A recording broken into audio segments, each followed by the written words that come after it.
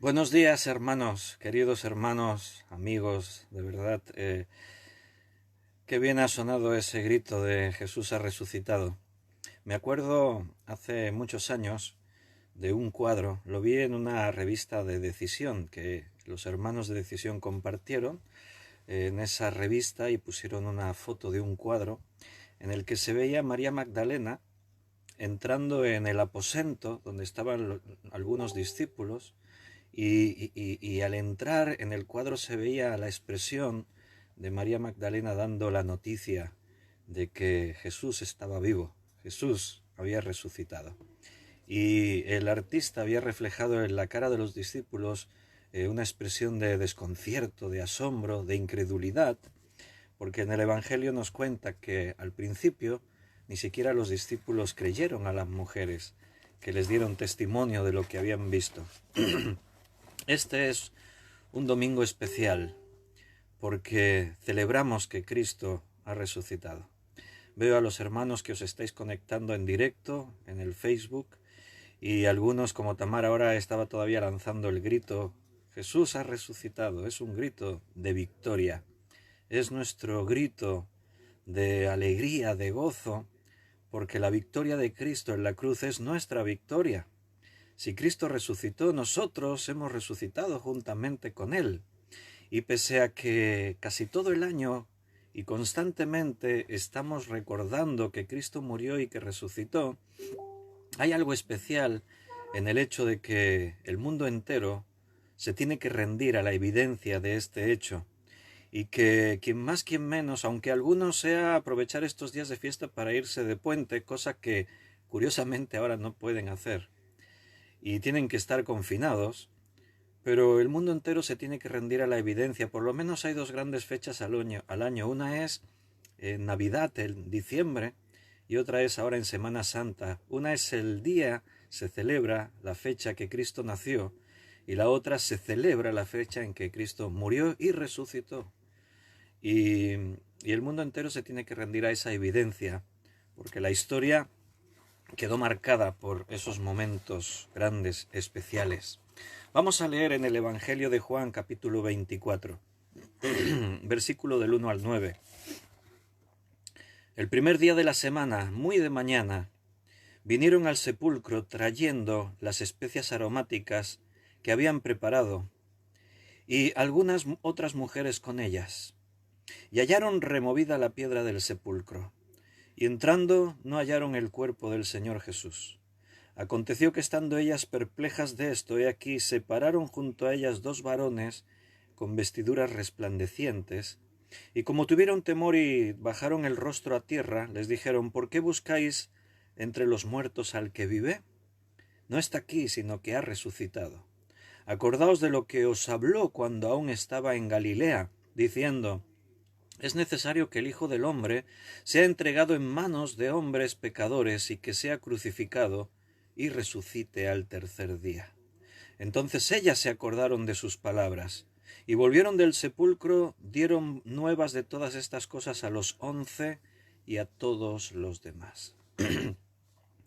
Esa escena, ese momento, el versículo 3, cuando dice que entraron las mujeres, y dice el versículo, y no hallaron el cuerpo de Jesús.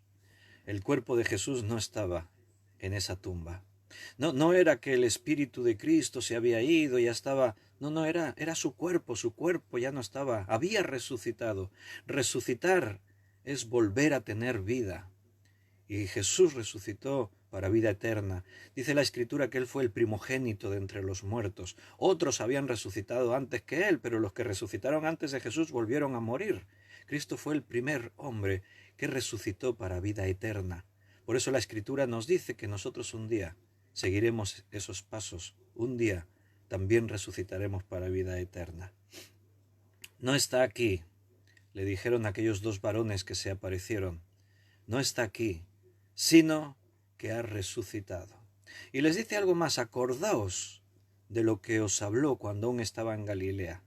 Jesús lo dijo, que moriría y que resucitaría. Ahora después vamos a leer una serie de textos para ver si eso es así, para comprobarlo conforme a las Escrituras, si realmente Jesús había anunciado que le ocurriría esto. Pero ese es el mensaje. No está aquí, sino que ha resucitado. Ahora Cristo vive para siempre. Este es el anuncio, la tumba vacía. Este es el momento en el que Cristo venció a la muerte.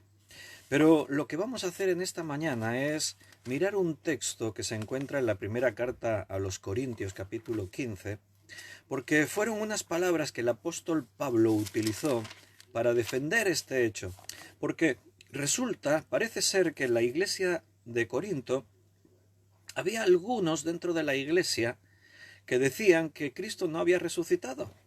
Algunos decían que no había resurrección, que cuando muriésemos nos quedaríamos así, nuestros cuerpos se quedarían en el sepulcro. Entonces Pablo hace una defensa de la fe, y él defensa este argumento. Si no hay resurrección, entonces Cristo tampoco resucitó, entonces nuestra fe es vana.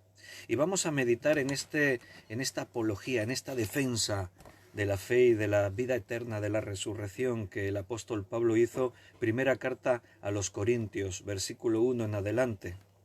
Además os declaro, hermanos, el evangelio que os he predicado, el cual también recibisteis, en el cual también perseveráis, por el cual asimismo si retenéis la palabra que os he predicado, sois salvos, si no creísteis en vano.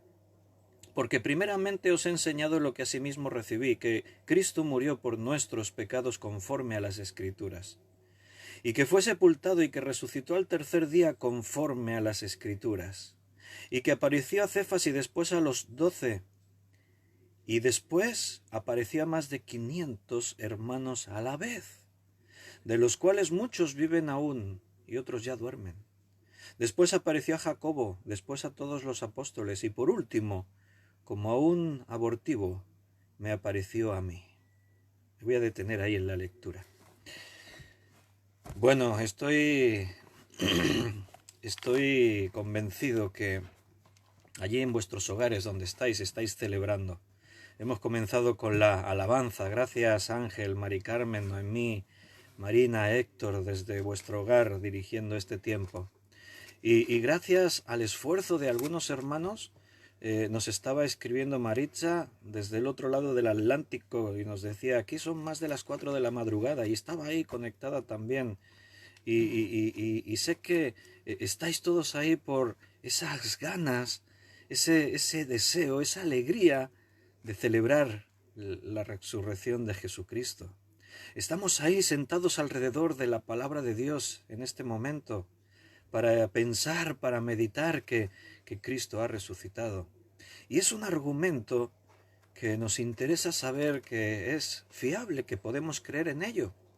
Porque, como Pablo está argumentando en este pasaje, si Cristo no resucitó, entonces nuestra fe sería vana. Después vamos a leer unos cuantos versículos más en el mismo pasaje en adelante, donde Pablo está argumentando esto.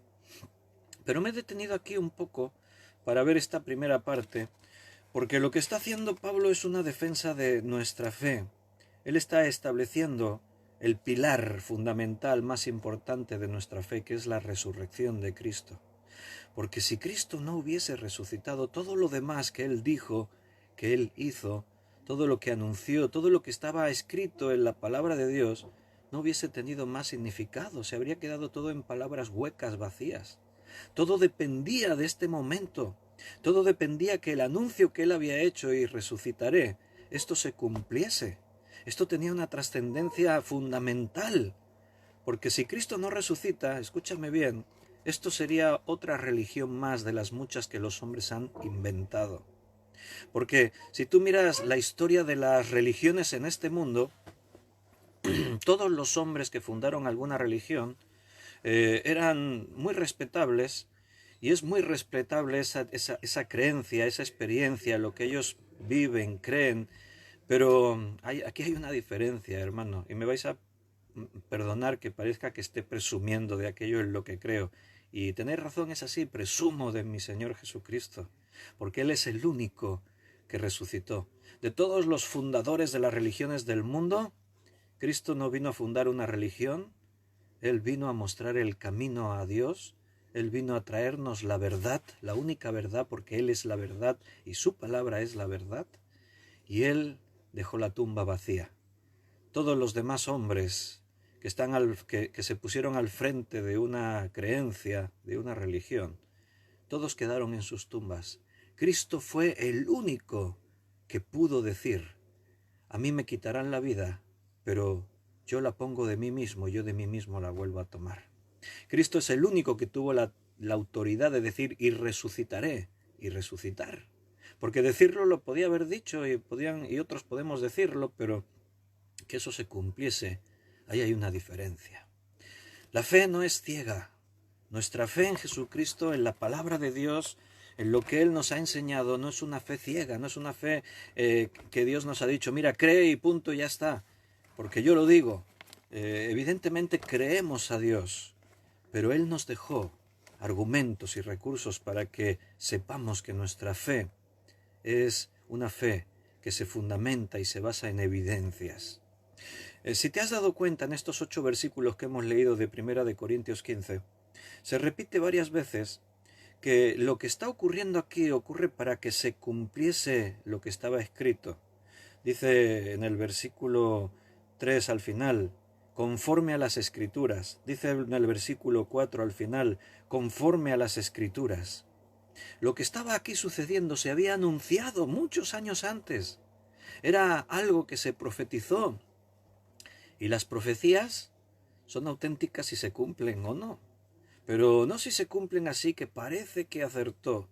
No, si se cumplen al pie de la letra, con todos los detalles, los más pequeños detalles. Como Jesús decía: todas las cosas pasarán, pero mis palabras no pasarán. Y Él también decía: ni una coma, ni una tilde dejarán sin cumplirse de esta palabra. La palabra de Dios anunció todo lo que iba a ocurrir, y ocurrió tal como la palabra de Dios lo había dicho. Fe, esa es nuestra fe, una fe confiable. En griego la palabra fe es pistis. Esa palabra griega pistis, de ahí se ha traducido al castellano como fe. Y pistis nos habla de una firme convicción, una confianza total y absoluta. Como dice en Hebreos 11:1, es la certeza de lo que se espera, la convicción de lo que no se ve, es una convicción total y absoluta. ¿Quién de los que me estáis escuchando duda que Cristo no resucitará aquel día, hace ya casi 2000 años? ¿Quién dice: yo no me lo creo? Los que estamos ahora en este momento sentados alrededor de las evidencias de la Escritura, de la historia, de todo lo que ocurrió, estamos convencidísimos. O sea, nada ni nadie nos podría remover de nuestra posición, de estar totalmente seguros que Cristo resucitó aquel día. No es una fe que se ha fundamentado en una serie de historias, de cuentos, de mitos. Es una historia fiable. Es algo convincente. Por eso la predicación del Evangelio tiene que ver con este instante. Cristo resucitó. Él venció a la muerte. Mi fe no cambia la verdad. Lo que yo decido creer no altera la verdad, la pura verdad, la realidad de las cosas. Si yo creo una mentira, por mucho que yo crea una mentira, la mentira no se volverá una verdad. O sea, hay muchas personas que creen filosofías, hay otros que creen que Dios no existe. El ateísmo también es una religión. Tú tienes que creer lo que la ciencia evolucionista dice. Tú puedes creer que fue este o que fue el otro el que trajo las verdaderas enseñanzas al mundo, a los hombres. Hay grandes religiones en el mundo y siguen una serie de enseñanzas. Pero, hermanos, estoy seguro que solo hay una verdad, y la verdad se llama Jesucristo, y su palabra es la verdad. Entonces, porque yo crea una mentira, por mucho que yo la crea, la mentira no se volverá una verdad. Como dijo el jefe de prensa, uno de los altos cargos en el imperio que Hitler quería levantar en su ejército, él decía: repite una mentira 1000 veces y al final se convertirá en una verdad. Bueno, él quería enseñar que vas a convencer a la gente y ellos van a creer que esto es verdad, pese a que es una mentira. Pero por mucho que yo crea en una mentira, la mentira no se vuelve verdad. Y al contrario, si yo no creo que la Biblia sea la verdad, mi fe en que la Biblia no es la verdad no va a alterar la verdad, no cambiará la Biblia ni el mensaje de la Biblia ni el hecho de que Cristo resucitó. Los cristianos evaluamos las evidencias.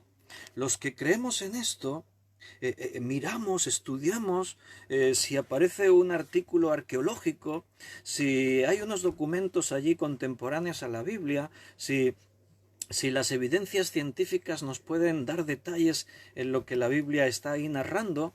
Los cristianos evaluamos todas las evidencias y lo que creemos al final tiene un fundamento sólido.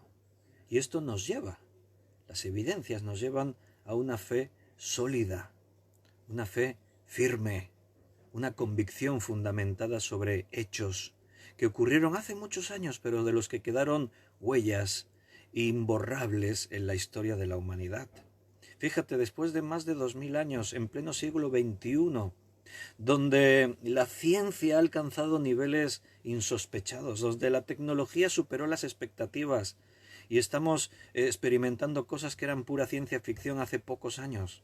Pese a todo eso, la fe en Jesucristo no ha muerto, como algunos ateos habían vaticinado, como algunos científicos evolucionistas dijeron que la ciencia demostraría que Dios no existe.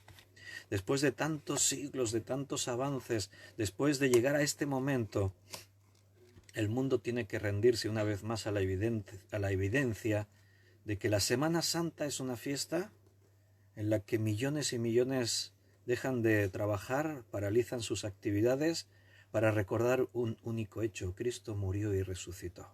Esa es la realidad. No puede negar nadie que eso ocurrió así. Mira, algunos de los evangelistas, antes Ángel estaba leyendo en Mateo, yo he comenzado leyendo en Lucas. El evangelista Lucas, en el capítulo 1, me voy a ir al principio de este evangelio de Lucas, para mostrarte la seriedad con la que la Biblia está escrita. Lucas es el único escritor en el Nuevo Testamento que él no es judío. Lucas era griego y tampoco era un discípulo de Jesús. O sea, no estuvo siguiendo a Jesús en persona. Lucas creyó en Jesucristo posteriormente, después de que Cristo ya había muerto y resucitado. Entonces, esa es la riqueza de tener los 4 evangelios. Cada uno da una perspectiva de los mismos hechos. Tenemos a Mateo, a Marcos, a Lucas y a Juan escribiendo sobre la misma historia, los mismos acontecimientos, ¿no? Acontecimientos, dándonos unos mismos detalles, pero desde puntos de vista muy diferentes unos de otros. Y Lucas, él era médico, era una persona culta, era una persona que sabía escribir, y él escribe desde otro punto de vista, desde el punto de vista del observador, del investigador. Lo que hace Lucas es hablar con los testigos oculares, los que vieron y palparon estas cosas. Lo que hace Lucas es entrevistarse con uno, hablar con el otro, contrastar la información, a ver si lo que ha dicho este encaja con lo que dijo el otro. A ver, vamos a comprobarlo. Vamos a ver si las evidencias indican que esto es verdad. Y mira cómo empieza el Evangelio, solo estos primeros 4 versículos, Lucas 1. Puesto que ya muchos han tratado de poner en orden la historia de las cosas que entre nosotros han sido ciertísimas, a Lucas, después de hacer toda esa investigación, no le cabía duda que eso no era cierto, no era ciertísimo. Tal como nos lo enseñaron los que desde el principio lo vieron con sus ojos y fueron ministros de la palabra, me ha parecido también a mí, después de haber investigado con diligencia todas las cosas desde su origen, escribírtelas por orden, oh excelentísimo Teófilo. ¿Te das cuenta la retórica, el estilo de Lucas? Una persona estudiosa, culta, preparada. ¿Y te das cuenta de cómo él dice que llegó a esta conclusión de escribir esto? Después de haber investigado con diligencia. No tuvo prisa. No pasó cosas por alto.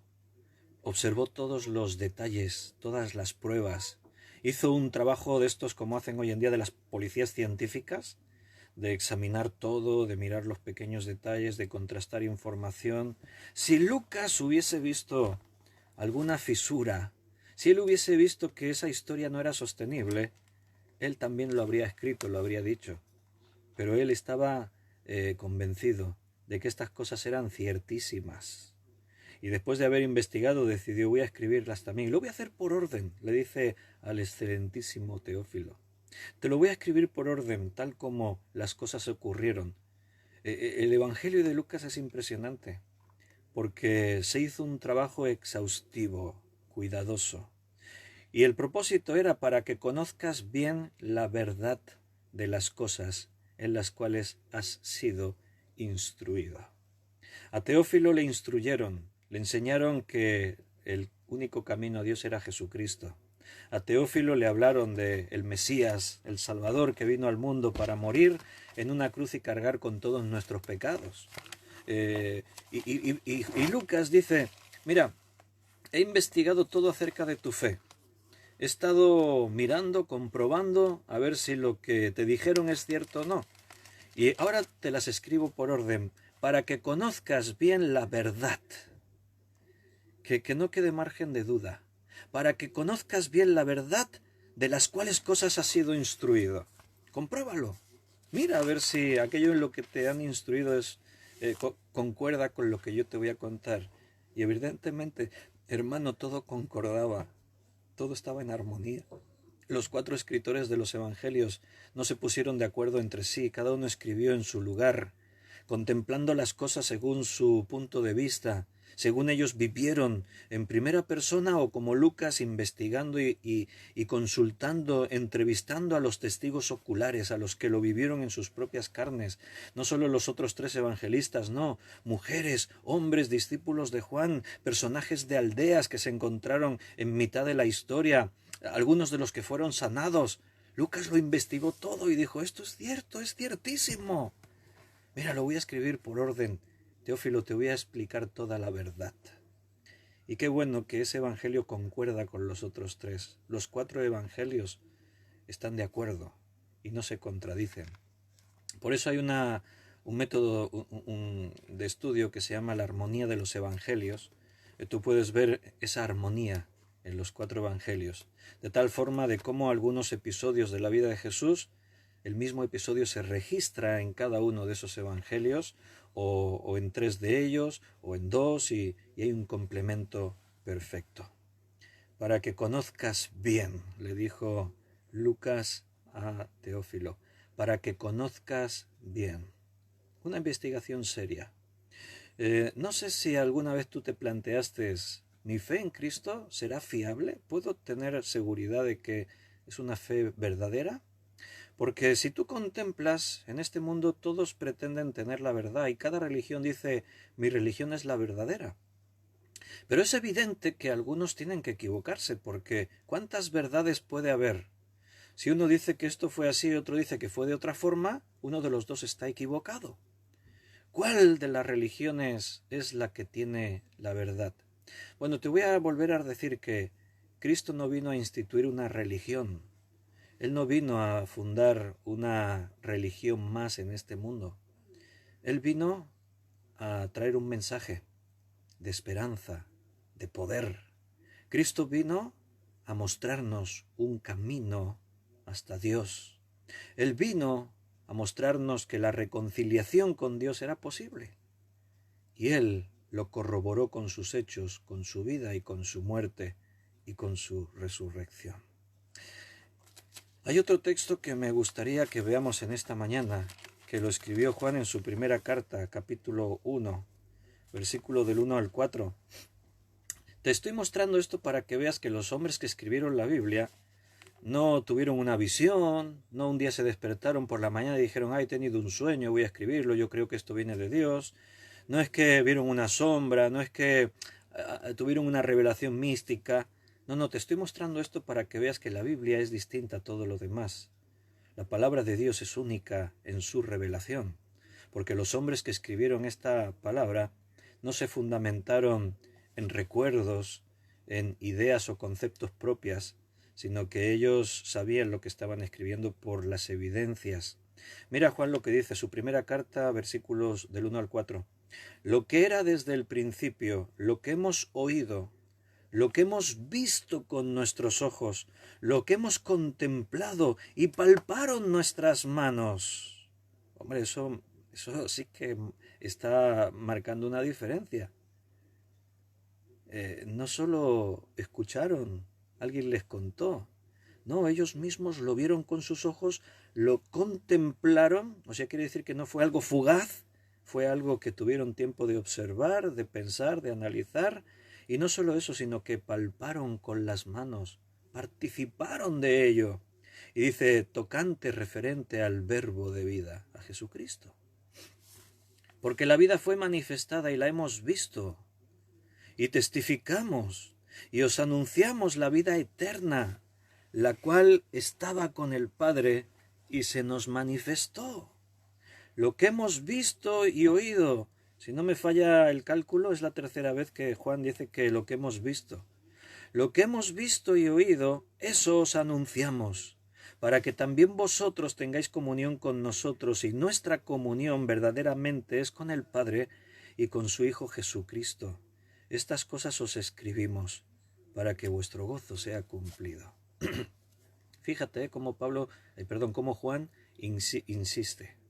Lo que hemos visto, lo que oímos, lo que contemplamos, lo que palparon nuestras manos, esto es lo que os estamos contando. Y como hemos leído allí en Corintios, que ahora vamos a volver al capítulo 15, lo que ellos están contando es algo que se podía poner a juicio en el momento que ellos escriben. Porque muchos de los testigos oculares, de los que escucharon las mismas cosas y vieron y también palparon, están en este momento aún vivos. Y pueden leer lo que Lucas, lo que Marcos, lo que Juan, lo que Pablo están escribiendo. Y pueden decir, no es verdad, lo que has escrito ahí es falso. Pero nadie hizo eso, porque esa es una evidencia de la verdad. Si aún hay testigos vivos de un hecho, y tú escribes acerca de ese hecho, y nadie te corrige, y nadie dice, te equivocaste, es una forma de corroborar que tu historia es verídica, es veraz. Mira, el propio Pablo, cuando él llega a Atenas, me voy a Hechos capítulo 17, cuando Pablo va a Atenas a predicar a una audiencia culta, pensadora, filosófica, ahí estaban los griegos en el Areópago, con todos sus dioses, con toda su cultura, tradición y sus filosofías y enseñanzas. Claro, la predicación de Pablo no puede ser una predicación así simple, no puede ser una predicación que se fundamente en un concepto imaginario. Los griegos querían tener evidencias, querían tener hechos, querían tener un conocimiento profundo, grande. Por eso cuando Pablo llega ahí a los griegos y él les empieza a predicar, vamos a mirar solo algunos versículos. Dice en el versículo 2, y Pablo como acostumbraba fue a ellos y por 3 días de reposo discutió con ellos. No era simplemente que ahí la audiencia escuchaba y Pablo daba un mensaje y se iba. No, era una discusión, discutían. A ver, Pablo, pero eso de que tu Dios murió en una cruz, ¿cómo es posible? A ver, Pablo, pero ¿en qué te fundamentas para decir que tu Dios murió y que resucitó? ¿Hay pruebas de eso? Y ahí discutían.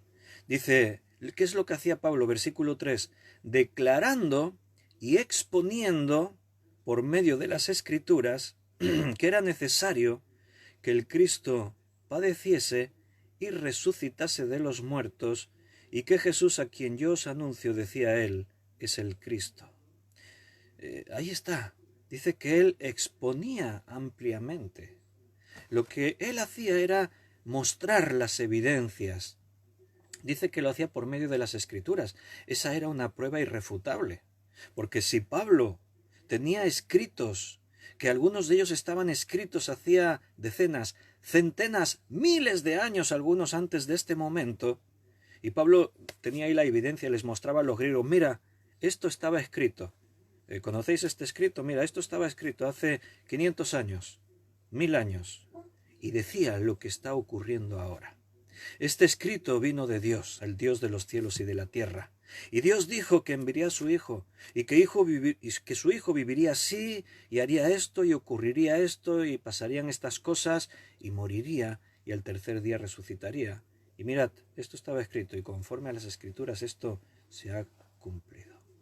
Dice en el versículo 4, y algunos de ellos creyeron, y se juntaron con Pablo y con Silas, y de los griegos piadosos gran número, y mujeres nobles no pocas. ¿Por qué creyeron los griegos después de escuchar a Pablo? Porque había argumentos suficientes para creer. Al final hay que tener fe, claro que sí. Todo depende de la fe al final. Pero la fe se puede fundamentar en una historia, en una leyenda, en algo que me contaron, o se puede fundamentar en la verdad. Porque escúchame bien, a ti no te interesa estar creyendo una mentira. ¿De qué te serviría? Toda tu vida estar creyendo algo que es falso. Que tú creas que cuando mueras ocurrirá esto y cuando mueras no ocurrirá lo que tú pensabas. A mí no me interesa eso, hermano. A mí no me interesa que yo me esté toda la vida creyendo algo y después resulta que esto no tenía ningún fundamento, estaba equivocado. Llevo aquí, no sé, 30 días, no sé cuántos días, todos los días predicando por más de 1 hora la palabra de Dios. Si no estuviese seguro que eso es la verdad, ¿tú crees que yo iba a estar perdiendo el tiempo en algo que fuese una mentira? A mí no me interesa vivir engañado. Yo me tomé el tiempo para estudiar, para investigar, para someter a juicio todas las formas de fe, de creencias que había a mi alrededor. Y me leí los libros y investigué históricamente esto de dónde viene. ¿Es fiable creer en esto y lo otro? Porque yo un día me planteé, ¿será mi fe cristiana la verdad o estaré equivocado?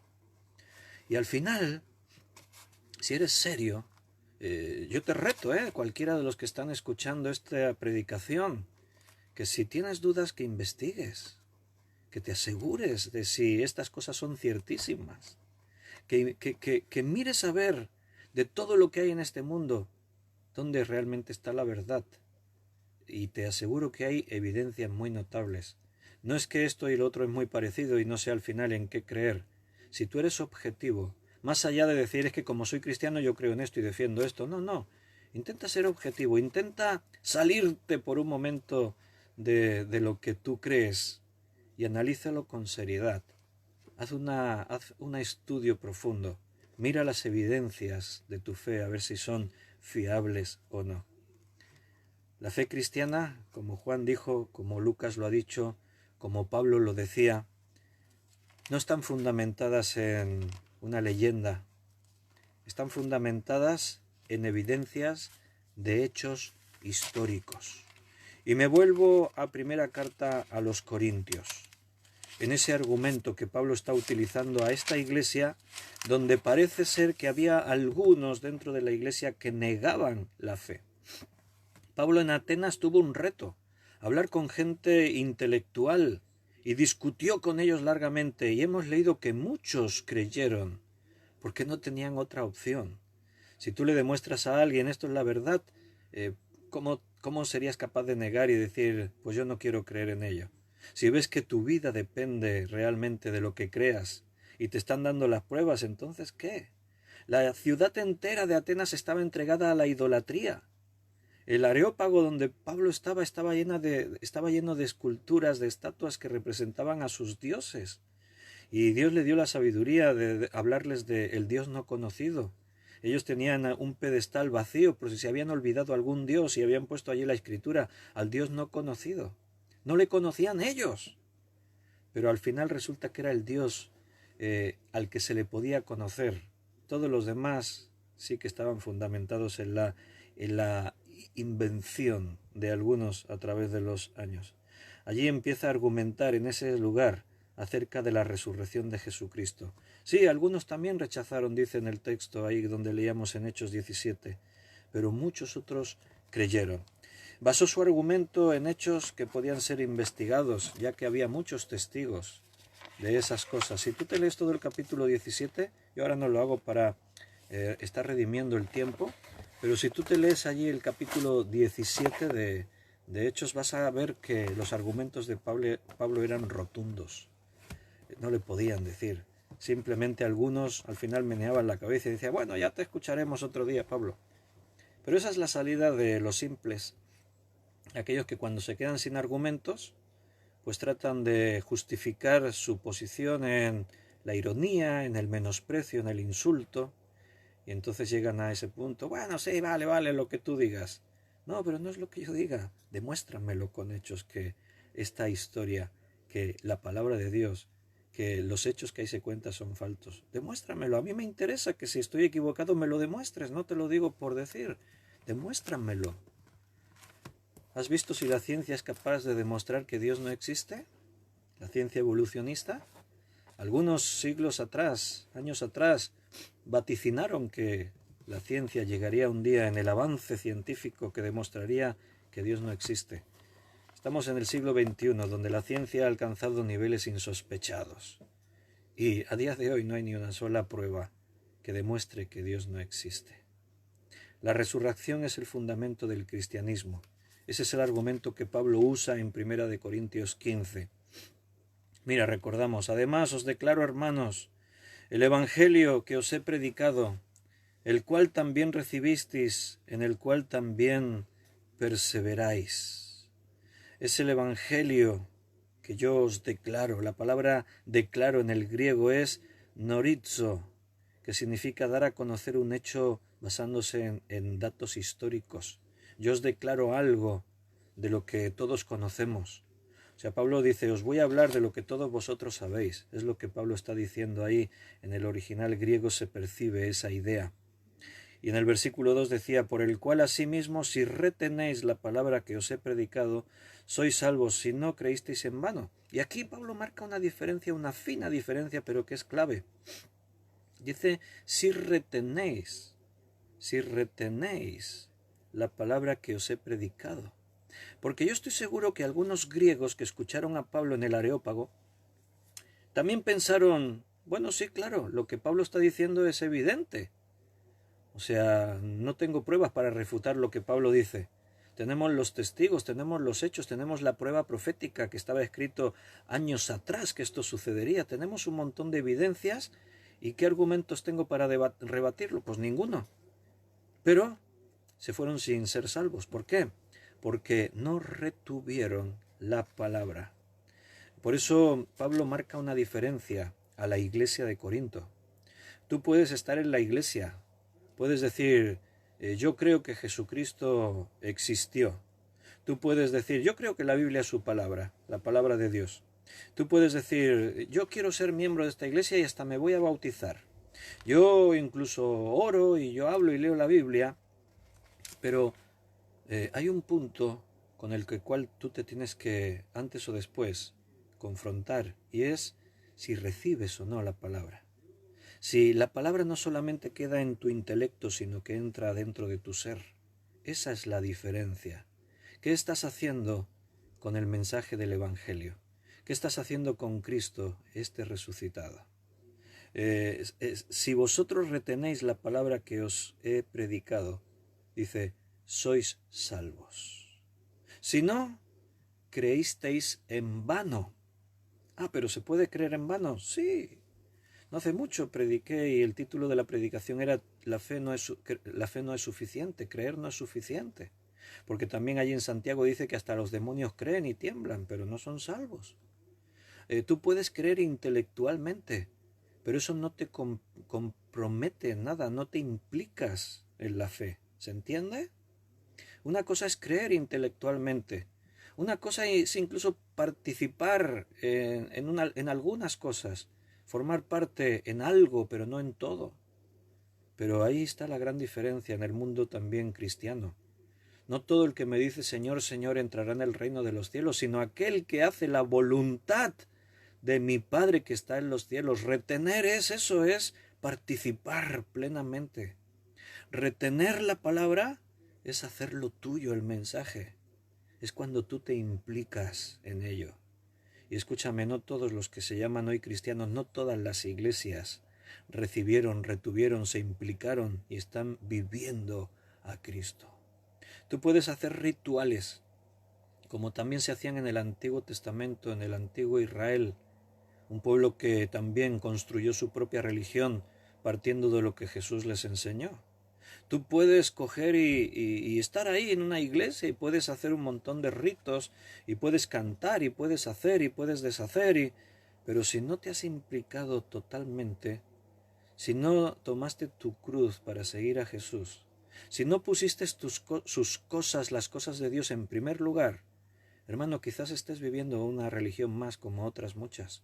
Tomaste una parte, dejaste otra. La resurrección de Cristo nos lleva a tener que comprometernos con un hecho. Si Cristo resucitó, entonces esto no tiene otra forma de aceptar y asimilar que recibiendo, que participando de ello. Si retenéis, eso es creer, basándose en algo más que una simple fe superficial. Si no crees que Cristo resucitó, vana es tu fe, dice ahí. Entonces, si retienes, estamos. Si no, entonces, ¿de qué te sirve tu fe? Dice en el versículo 3, porque primeramente os he enseñado lo que asimismo recibí, que Cristo murió por nuestros pecados conforme a las Escrituras. ¿Notas que el mismo Pablo tuvo que recibir esto? Esto es lo que yo recibí. Y primeramente os enseño esto. La palabra primeramente en el griego es protos.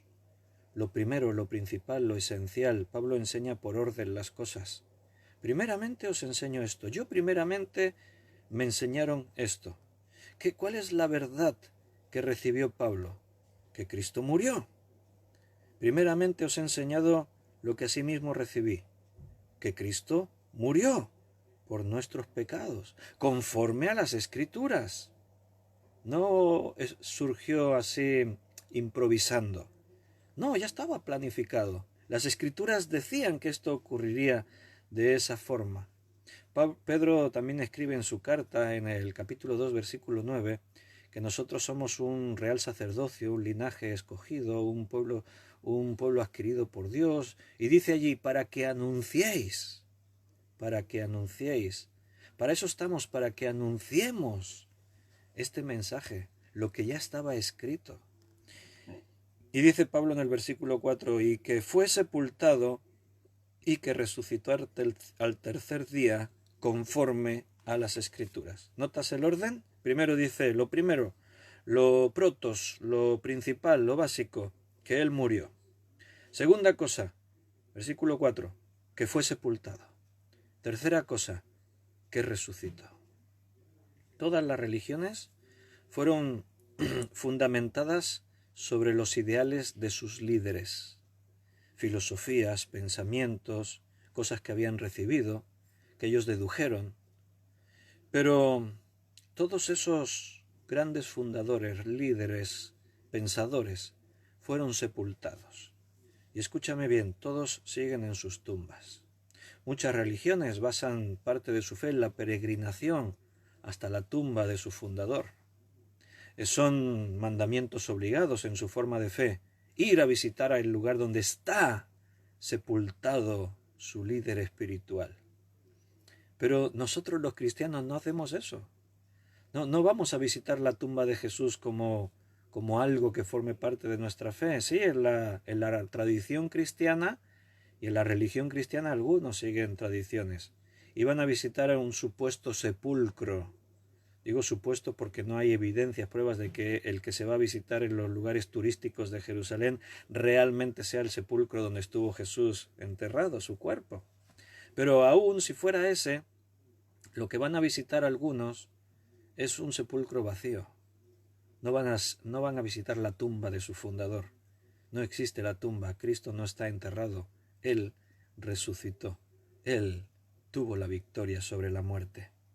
¿Qué pensarías de alguien que anunciase, me van a apresar, me matarán, me meterán en un sepulcro, pero a los 3 días resucitaré? ¿Qué pensarías de alguien que dijese eso? Yo si me encuentro a alguien y me habla así, pensaría, pobrecito, este está un poco loco. Quizás no me lo creyera. Pero, ¿qué pasaría si después de lo que él dijo ocurriera todo como él lo ha dicho? ¿Realmente lo apresaran? ¿Realmente lo mataran? ¿Lo pusiesen en un sepulcro? Y realmente a los 3 días resucitase. Y esa es la última parte de este mensaje. No solo es que la tumba estaba vacía, No solo es que unas mujeres escucharon de dos varones, ¿por qué buscáis entre los muertos al que vive? Ha resucitado. No solo eso, sino que le pudieron ver, le pudieron tocar, pudieron participar con él en su resurrección durante 40 días y 40 noches. Esa es la gran evidencia. Si alguien dijese, mira, me matarán, me sepultarán y el tercer día resucitaré, y después ocurre lo que él dijo, ¿qué más te queda? Y no solo eso, es que además está conforme a todas las escrituras, cosas que se fueron escribiendo a lo largo de los miles de los años. Entonces, ¿qué podría pensar? ¿Qué podría entender?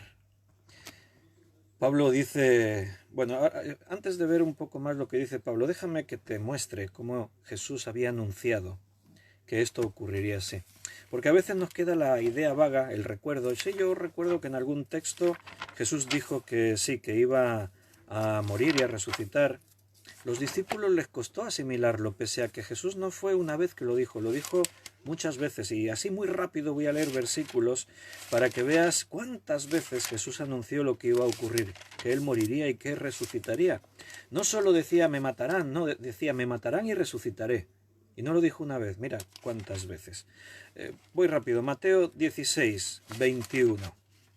Después entonces comenzó Jesús a declarar a sus discípulos que le era necesario ir a Jerusalén y padecer mucho de los ancianos, de los principales sacerdotes y de los escribas, y ser muerto. ¿Y qué dice ahora a continuación? Y resucitar al tercer día. Comenzó a declararles. Ya este solo versículo nos muestra que no fue una vez que se lo dijo. No, comenzó a declararles, se lo dijo muchas veces que esto iba a ocurrir.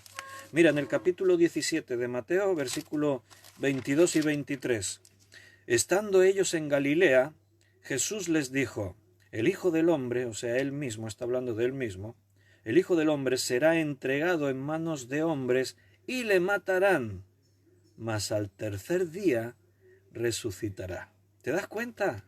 Otra vez Jesús vuelve a decirle lo mismo, pero yo quiero que te fijes en un detalle, en la última parte de este versículo 23. Y ellos se entristecieron en gran manera. Mi pregunta es, ¿por qué se entristecieron? Porque solo captaron una parte del mensaje. Me van a matar. Qué curioso que no escucharon todo lo que Jesús les estaba diciendo, no una vez, sino 2, 3, 4, 5, 10, 20 veces. Mira, esto nos enseña algo, mira cómo somos. Yo sé que a veces estamos escuchando la palabra de Dios, como estos días estudiamos la Biblia, y hay partes que nos gusta escucharlas y nos gozamos de ella, pero hay cosas que nos comprometen con nuestra realidad personal, allí donde fallamos, allí donde Dios nos exige más, y no lo recibimos. Ahí tenemos que hacer una seria reflexión. ¿Estás recibiendo todo lo que Dios te dice? ¿Lo que te gusta oír y lo que no te gusta también? Si viene de Dios, hermano. Jesús les decía, es necesario que el Hijo del Hombre sea entregado en mano de hombres y le matarán, y al tercer día resucitará. Y ellos se entristecían mucho. Eso no es para entristecerse. Eso es para entrar en shock y decir, te van a matar, pero vas a resucitar. ¡Wow! Eso tenemos que verlo, eso tenemos que vivirlo. Pero ellos se entristecían. Vaya. 17:9. Capítulo 17 de Mateo, versículo 9. Cuando descendieron del monte, Jesús les mandó diciendo, no digáis a nadie la visión hasta que el Hijo del Hombre resucite de los muertos. O sea, les declaraba que iba a resucitar no solo cuando directamente decía, es necesario que me maten y yo resucitaré a los 3 días. Es que a veces en otro tema, hablando de otra cosa, encartaba darles instrucciones, no contéis a nadie nada de estas cosas hasta que yo resucite. O sea, él lo hablaba así como un hecho, como algo que era incuestionable, algo que no cabía la menor duda de que iba a ocurrir. Pero yo siempre me he preguntado, ¿y los discípulos cómo recibían esto? ¿En qué pensaban? Ya que parece ser que no habían entendido, no habían asimilado y ni siquiera se lo plantearon. Bueno, mira un poquito más adelante, Mateo 20, 18 y 19. He aquí subimos a Jerusalén y el Hijo del Hombre será entregado a los principales sacerdotes y a los escribas y le condenarán a muerte y lo entregarán a los gentiles para que le escarnezcan, le azoten y le crucifiquen, mas al tercer día resucitará. Otra vez Jesús, hasta dando detalles. Mira, va a ser así. Van a ser los principales sacerdotes y los escribas que me van a condenar. Me van a entregar a los gentiles. Y los gentiles me van a escarnecer, me van a azotar y me van a crucificar. Pero a los 3 días voy a resucitar. Es que, hermanos, esto es la prueba, es la evidencia, es un peso y que se sostiene por sí mismo, no hace falta añadir ni quitar nada. Esa declaración era aplastante. Y te das cuenta que no fue una vez, que lo dijo ahí, que parece que dijo eso. No, mira, en el capítulo 26, versículo 31. Mateo 26, 31. Entonces Jesús les dijo, todos vosotros os escandalizaréis de mí esta noche, porque escrito está. ¿Te das cuenta? Conforme a las Escrituras. Heriré al pastor y las ovejas del rebaño serán dispersadas. Pero después que haya resucitado, iré delante de vosotros a Galilea. ¿Te das cuenta otra vez en la enseñanza? Mira, os vais a escandalizar de mí. Vais a iros por aquí, por allá, asustados, llenos de temor, porque está escrito, heriré al pastor y las ovejas serán dispersadas. Pero hermanos, discípulos queridos, hijos, estad tranquilos, porque una vez que yo resucite, iré delante de vosotros a Galilea. ¡Wow! Y después, cuando Cristo muere, no se acuerdan de estas palabras. Ni las mujeres, antes lo leímos ahí en el Evangelio, que fue cuando los dos varones que se aparecen en la tumba, y esos dos varones le dicen a las mujeres, ha resucitado como Él os dijo. Entonces la mujer dice, se acordaron de las palabras de Jesús. ¡Wow! A veces se nos olvidan las cosas que Jesús nos ha dicho en su palabra. A veces nos quedamos solo con una parte. Esta parte que me impacta, que me gusta o que prefiero entender, esta me la quedo. La otra parte no la recibo. Hermano, tienes que recibir toda la palabra. No tenemos otra opción. No solo Mateo, otros evangelistas también se hicieron eco. Antes que hablábamos de Lucas, de su trabajo de investigación, de buscar, de investigar, de contrastar, él también recogió las palabras de Jesús. En Lucas 9, 22 basta este ejemplo. Es necesario, dijo Jesús, que el Hijo del Hombre padezca muchas cosas y sea desechado por los ancianos, por los principales sacerdotes y por los escribas, y que sea muerto y resucite al tercer día. Y si quieres otro ejemplo, también ver otro evangelista, Juan, capítulo 2, versículo 18. Y los judíos respondieron y le dijeron, ¿qué señal nos muestras ya que haces esto? Y Jesús les respondió y les dijo, destruid este templo y en 3 días lo levantaré. Y nos aclara el Evangelio. Dijeron luego los judíos, en 4 días en 46 años fue edificado este templo, y tú dices que en 3 días lo levantarás. Pero Jesús hablaba del templo de su cuerpo, de su propio cuerpo. Por tanto, cuando resucitó de entre los muertos, sus discípulos se acordaron que había dicho esto y creyeron la escritura y la palabra que Jesús había dicho. Mira, hermano, esta es otra evidencia histórica de que lo que ocurrió fue verdadero, porque había una teoría de la conspiración, ¿no? Por ahí que decían que si los discípulos habían robado el cuerpo y ellos después dijeron, es que ha resucitado y tal, pero los discípulos es que ni se lo plantearon, es que ni habían pensado que Cristo podría resucitar. Es como que en el disco duro aquí dentro la información estaba por ahí escondida. Mira que Jesús se lo dijo 1, 2, 3, 1.000.000 de veces. Les dijo, me van a matar, pero voy a resucitar al tercer día. Específicamente a los 3 días voy a resucitar. Iré delante de vosotros en Galilea de cuando resucite. Es que voy a resucitar. ¿Dónde está la duda? Pero ellos no lo entendieron, no lo asimilaron, no eran capaces de comprender que eso iba a ser así. Me vuelvo ya para ir terminando, para entrar en la recta final de este mensaje a 1 Corintios 15. Porque ahí dice en el versículo 5, en el 4 recuerdo lo que hemos visto antes, y que resucitó al tercer día conforme a las Escrituras. Y ahora dice algo más Pablo. Él está hablando a los corintios, especialmente a algunos que decían en Corinto que la resurrección no existe, no resucitaremos. Y si no hay resurrección, entonces tampoco Cristo resucitó. Pero entonces dice, y Cristo resucitó. Y se apareció a Pedro. Cefas dice ahí, es el nombre griego. Se apareció a Pedro. Después a los 12. Los 12 aquí también cuenta, ya no está Judas, cuenta al sustituto. Se apareció a los 12. Después apareció a más de 500 hermanos a la vez. A más de 500 hermanos a la vez.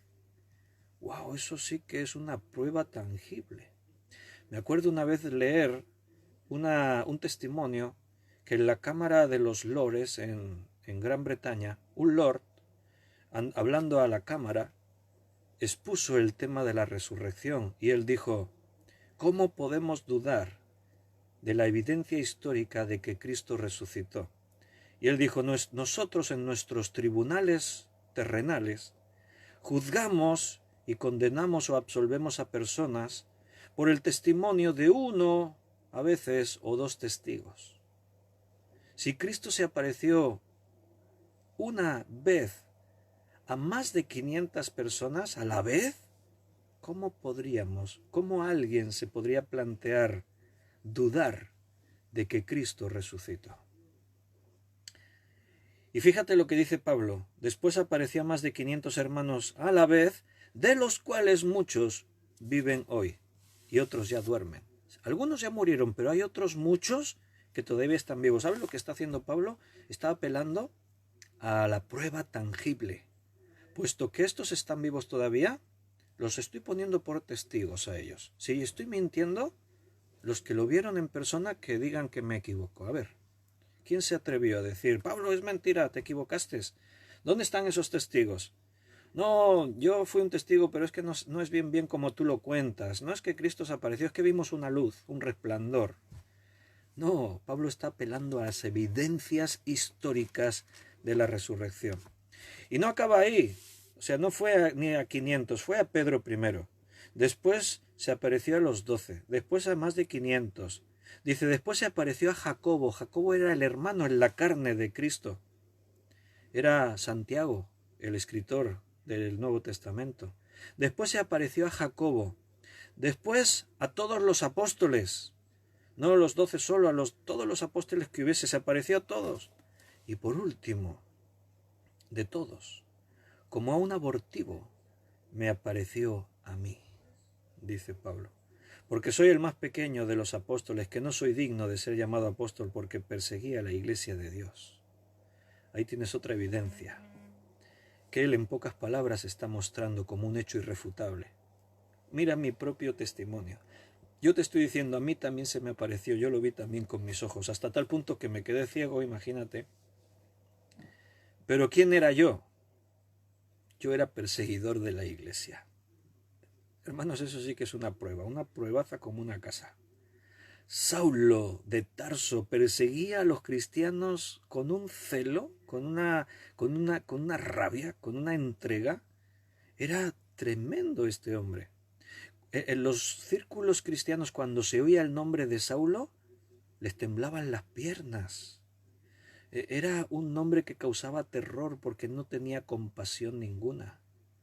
Saulo de Tarso creía que los cristianos eran herejes, iban contra el Dios verdadero. Por eso el celo tan tremendo de perseguirles con la única intención de exterminarles a todos. Sin tener compasión si eran mujeres o niños o hombres o ancianos, todos tenían que morir. Y cuando él va en camino a Damasco con esa idea, conseguir eliminando cristianos, es cuando Jesucristo se le aparece y le dice aquellas palabras, Saulo, Saulo, ¿por qué me persigues? Dura cosa te es dar coces contra el aguijón. Y Pablo pregunta, ¿quién eres, Señor? Dice, soy yo, Jesús, a quien tú persigues. Y a Pablo se le cae el mundo encima. Se da cuenta de su error. Ahí está su testimonio. Y por último, se me apareció a mí también. Yo os doy testimonio. La vida de Pablo cambió totalmente. Nadie cambia una forma de vida como la suya basándose en una mentira. Nadie deja de ser un perseguidor feroz de cristianos para convertirse en cristiano perseguido. Nadie se convierte en eso si no tiene una total y absoluta convicción que lo que él cree ahora es la verdad absoluta. Pruebas tangibles que Cristo resucitó. Hermano, al final tiene que ver tu fe, sí, claro que sí. Al final tenemos que llegar a creer si estoy dispuesto, pero la fe en acción ya no solamente es creer o negar que Cristo resucitó. Yo sé que muchos ateos que dicen Dios no existe, en realidad creen. Porque si no, ¿por qué están siempre enfadados contra Dios? Uno no se enfada contra alguien irreal. Nadie se enfada contra un ser ficticio. El problema es que no están dispuestos a recibir. El problema es que no reciben la palabra de verdad, como a otros les pasa, a algunos religiosos incluso. Mi pregunta en esta mañana, hermano, para ti es, ¿crees que Jesucristo resucitó? ¿Crees que Dios le levantó de los muertos? ¿Crees que creyendo eso tú serás salvo, tendrás vida eterna? Porque si no creíste que Cristo resucitó, entonces tu fe es vana, no servirá para nada. Este capítulo 15 de 1 Corintios vale la pena que te lo lees con tranquilidad y medites en él todos los argumentos que Pablo va haciendo. Mira un poquito así solo por encima porque ya no me quiero extender más. Dice en el versículo 12, pero si se predica que Cristo, que resucitó de los muertos, ¿cómo dicen algunos entre vosotros que no hay resurrección de los muertos? Porque si no hay resurrección de los muertos, tampoco Cristo resucitó. Y si Cristo no resucitó, vana es entonces nuestra predicación. Vana es también nuestra fe. Y somos hallados falsos testigos de Dios, porque hemos testificado de Dios que Él resucitó a Cristo, al cual no resucitó, si en verdad los muertos no resucitan, porque si los muertos no resucitan, tampoco Cristo resucitó, y si Cristo no resucitó, nuestra fe es vana, como estáis, dice, aún estáis en vuestros pecados. ¿Notas cómo Pablo insiste en lo mismo? A ver, si Cristo no resucitó, entonces, ¿qué estamos haciendo aquí? Estamos perdiendo el tiempo. Hermanos, ¿qué estáis haciendo un domingo en pleno confinamiento aquí, conectados al Facebook, escuchando, alabando a Dios y escuchando una mentira? Pero fíjate lo que Pablo ha dicho. Entonces todos nosotros somos unos testigos falsos.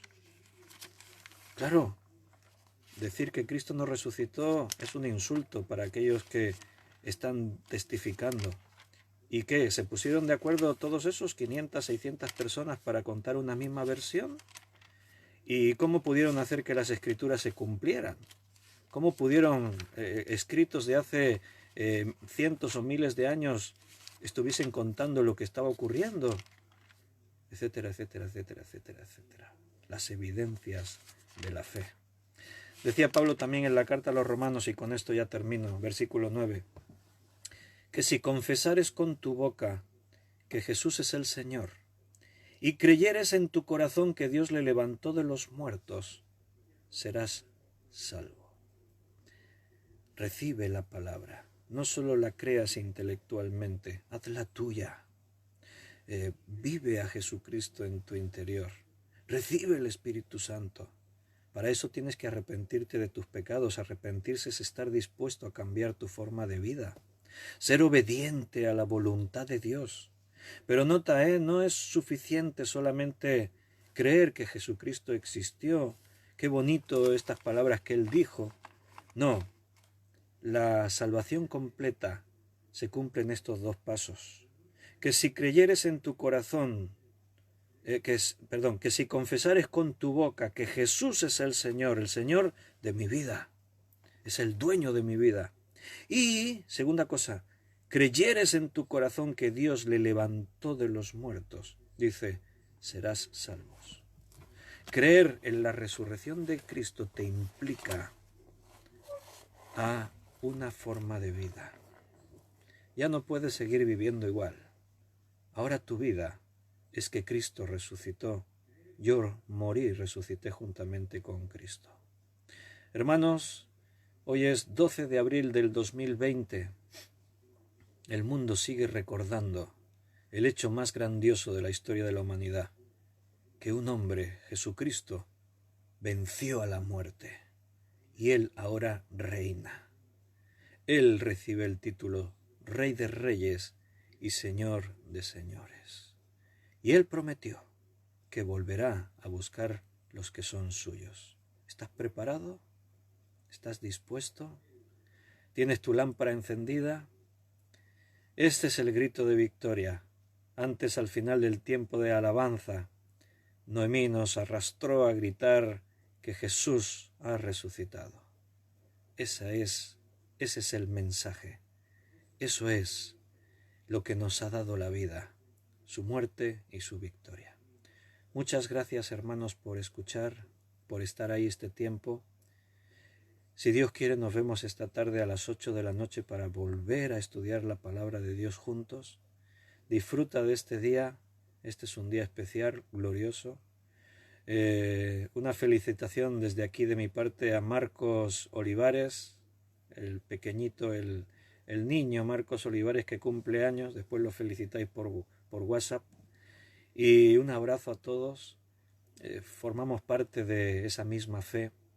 Somos algo que no se puede describir con palabras, un solo cuerpo, pese a que me estáis escuchando hermanos de otros lugares, de otras naciones, de otros lugares distantes, pero somos un cuerpo en Cristo. Formamos parte de una fe, no de una religión, de la verdad. Cristo es la verdad. Él murió y resucitó. Un abrazo, hermanos. Que Dios te bendiga, que Dios te llene con su presencia y con su gracia. Nos vemos más tarde.